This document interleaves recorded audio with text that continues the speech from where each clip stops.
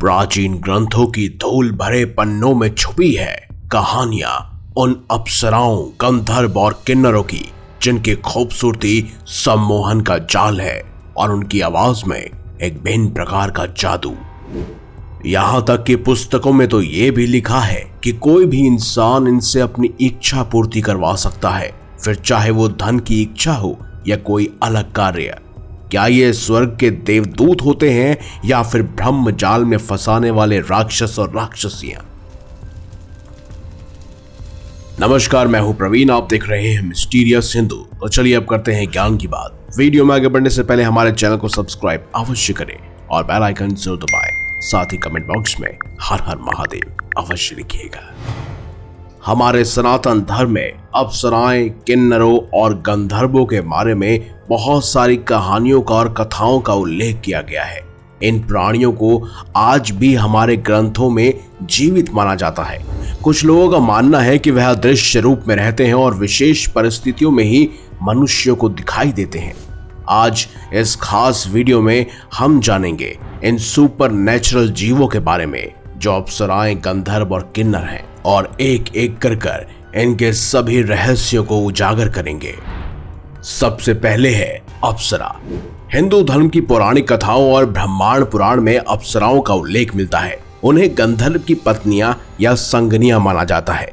अप्सराओं को अलौकिक और दिव्य प्राणी के रूप में दर्शाया गया है, जिनमें असीम सौंदर्य, शालीनता और आकर्षण होता है, जो सुंदर आभूषणों और वस्त्रों से सजी हुई होती हैं। इन अप्सराओं की खूबसूरती का वर्णन शब्दों में नहीं किया जा सकता।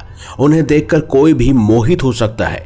अप्सराएं न केवल अपनी शारीरिक सुंदरता के लिए बल्कि अपनी कला और नृत्य के लिए भी परंपरागत मानी जाती थी। वैसे अप्सराएं दो प्रकार की होती हैं, एक लौकिक और एक सांसारिक, या फिर आप उन्हें दैवीय भी कह सकते हैं। लौकिक अप्सराएं वो होती हैं जिन्हें क्षितिज अप्सराएं भी कहा जाता है। ये अप्सराएं धरती पर वास करती हैं और ये हमारी दुनिया में रहती हैं। यह नदियों, झीलों और समुद्रों में रहने वाले जल परियां भी हो सकती हैं और हिंदू पुराणों में इन्हें उड़ने में सक्षम भी बताया गया है। वहीं दूसरी है दैव्य अप्सराएं, यानी कि सांसारिक अप्सराएं। ये वो अप्सराएं होती हैं जो देवताओं के साथ उनके स्वर्ग लोक में निवास करती हैं और ये देवताओं के महलों में रहती हैं और अपने नृत्य से उनका मनोरंजन करती हैं। वैसे अप्सराओं का एक और कार्य भी होता था, ऋषियों को मोहित करना, ताकि वह अत्यधिक तपस्या द्वारा दिव्य शक्तियां प्राप्त न कर सके। दरअसल कुछ ऋषि इतनी कठिन तपस्या करते थे कि उन्हें दिव्य शक्तियां मिलने का बहुत बड़ा खतरा रहता था और इंद्रदेव, जो स्वयं देवताओं के राजा माने जाते हैं, वो इसे रोकना चाहते थे और इसके लिए वो अप्सराएं भेजते थे ताकि वो अप्सराएं अपने मनमोहक प्रदर्शन से उन सभी ऋषियों के मन को और उनकी तपस्या को भंग कर सके। वहीं अप्सराओं में सबसे प्रसिद्ध उर्वशी, मेनका, रंभा, तिलोचमा और धृताची मानी जाती है। वहीं बात की जाए उनके विवाह की, तो ज्यादातर अप्सराओं का विवाह हमारी तरह नहीं होता। ये किसी मंदिर या पंडित के बिना भी आपसी रजामंदी के साथ रहने लगते हैं। इसे आप यूं समझ सकते हैं कि जंगल में मिलना, प्यार होना और बस हो गया। हालांकि ये रिश्ते हमेशा के लिए नहीं होते, बल्कि थोड़े समय के लिए होते हैं और थोड़े समय बाद ये नए साथी ढूंढने निकल पड़ते हैं। ये अप्सराएं बहुत लंबे समय तक जीवित रहती हैं, तो उनके जीवन में ऐसे कई प्यार भरे अध्याय आते रहते हैं। कुछ खास अप्सराओं के कई सारे बच्चे होते हैं, जैसे कि धृताची, जिनके 118 से भी ज्यादा बच्चे थे और ये सब बच्चे अलग अलग पिता से उन्हें प्राप्त हुए थे। ये उदाहरण बताता है कि अप्सराओं के रिश्ते कभी टिकते नहीं हैं, बल्कि वो परंपरागत बंधनों से दूर रहते हैं। अगला है गंधर्व। गंधर्व को अक्सर सुंदर पुरुष के रूप में वर्णित किया जाता है, जिनके पास उड़ने के लिए सुनहरे पंख होते हैं। गंधर्व में आकार बदलने की भी क्षमता होती है, जिसके कारण वह पक्षियों, घोड़ों या फिर अन्य जानवरों का रूप धारण कर सकते हैं। वो पृथ्वी और स्वर्गलोक के बीच आने जाने में भी सक्षम माने जाते हैं और कभी कभी समय के माध्यम से यात्रा करने में भी सक्षम बताया जाता है उन्हें। दरअसल ये देवताओं और मनुष्य के बीच दूत का कार्य करते थे। गंधर्व बेहतरीन हीलर्स भी होते हैं, यानी जो आपके दर्द को दूर कर सकते हैं और शरीर को फिर से स्वस्थ बनाकर इंद्रियों को सुख पहुंचा सकते हैं। असल में गंधर्व शब्द की उत्पत्ति गंध शब्द से हुई है, जिसका मतलब होता है सुगंध। ये गंधर्व स्वर्गीय सुगंध बनाते हैं, इसीलिए इनका नाम गंधर्व पड़ा। कई गंधर्व स्वर्ग लोक में रहते हैं, हालांकि उनका अपना अलग लोक भी है जिसे गंधर्व लोक कहते हैं। वहीं कुछ अन्य कथाओं में बताया जाता है कि गंधर्व ब्रह्मा जी की नाक से उत्पन्न हुए थे। इससे यह पता चलता है कि गंधर्व का सुगंध से गहरा संबंध है। इनके पास माया यानी कि भ्रम पैदा करने की शक्ति होती है, जिसके इस्तेमाल से वह कुछ समय के लिए किसी को भी सुख की अनुभूति करा सकते हैं। मेरू पर्वत की तलहटी में गंधर्व के अपने खूबसूरत शहर होते हैं। इनका संबंध उर्वरता, आकर्षक, कामुकता, प्यार और सुख से माना जाता है। बिल्कुल अप्सराओं की तरह गंधर्व शादी के लिए किसी रस्म का पालन नहीं करते। उनकी शादी बस आपसी इच्छा और रजामंदी से शारीरिक संबंध बनाने से ही हो जाती है। हालांकि गंधर्व की शादी हमेशा के लिए नहीं होती, ज्यादातर उन्हें अस्थायी संबंध पसंद होते हैं।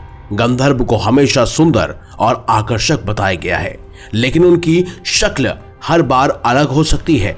कभी यह इंसानों जैसे दिखते हैं तो कभी आधे जानवर, आमतौर पर आधे पक्षी या आधे घोड़े भी हो सकते हैं। गंधर्व और नाग आपस में बहुत बड़े प्रतिद्वंदी माने जाते हैं।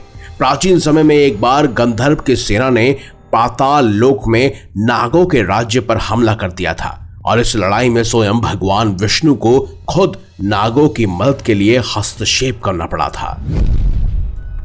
तीसरे और आखिरी हैं किन्नर।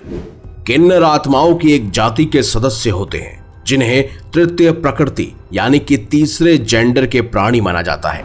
किन्नर नाम ही बताता है कि ये ना तो पूरी तरह से पुरुष होते हैं और ना ही पूरी तरह से स्त्री। ये तृतीय प्रकृति के प्राणी है, यानी कि एक अलग तरह का जेंडर। कुछ कथाओं के अनुसार कुछ किन्नर एक महीने के लिए पुरुष होते हैं और अगले महीने के लिए स्त्री, लेकिन ऐसा हमेशा नहीं होता। कुछ किन्नर खाने का स्वाद बढ़ा सकते हैं, कुछ किन्नर सुंदर संगीत बजा सकते हैं और कुछ खूबसूरत नृत्य कर सकते हैं, तो कुछ शारीरिक खुशी दे सकते हैं। किन्नर बहुत ही कुशल कलाकार होते हैं और इन्हें रचनात्मकता यानी क्रिएटिविटी से जोड़ा जाता है। किन्नर थोड़े शरारती स्वभाव के होते हैं और आकर्षक भी होते हैं, लेकिन दिल के बहुत अच्छे और देखभाल करने वाले प्राणी होते हैं। तृतीय प्रकृति यानी कि थर्ड जेंडर हिंदू किन्नर आत्माओं से प्रेरित हुए हैं। उन्होंने खुद को किन्नरों से जोड़ा है और अपने आप को उन्हीं के नाम पर किन्नर कहना शुरू कर दिया। दरअसल प्राचीन समय में लोग खेतों के कोने पर किन्नरों की मूर्ति रखते थे ताकि वह खेतों की रक्षा कर सके।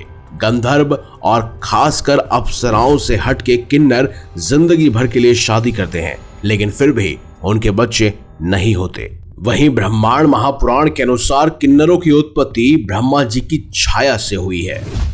तो यही थे किन्नर, अप्सरा और साथ ही गंधर्व, यानी कि हमारे हिंदू धर्म के विचित्र और सुपर नेचुरल जीव।